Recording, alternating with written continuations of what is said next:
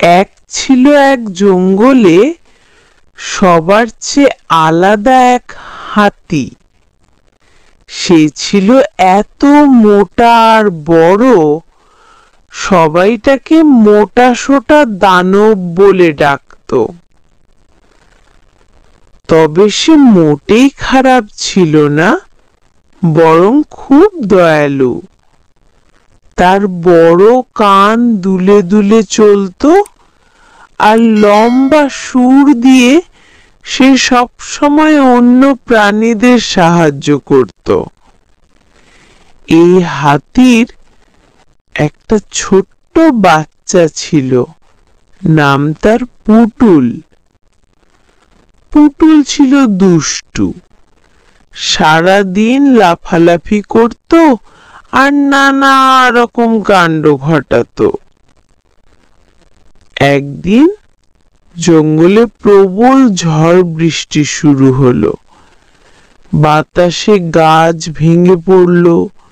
ছোট প্রাণীরা ভয় পেয়ে দৌড়াদৌড়ি শুরু করলো। পুটুলও ভয়ে কাঁপছিল।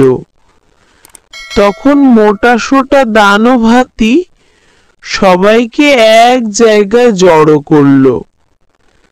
তার বিশাল দেহ দিয়ে একটা গাছের নিচে দেয়াল তৈরি করে দাঁড়িয়ে রইল, যেন কারো উপর গাছ ভেঙে না পড়ে।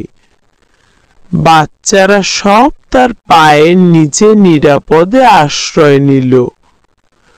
পুটুল গর্ব ভরে চিৎকার করে বলল, দেখেছো, আমার বাবা মোটা সোটা হলেও দানব নয়, তিনি আমাদের নায়ক।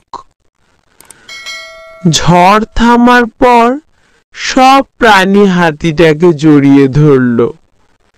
সেই দিন থেকে কেউ আর তাকে দানব বলে ডাকলো না। সবাই বলতে শুরু করলো, এই হলো জঙ্গলের রক্ষক হাতি আর তার সাহসী বাচ্চা।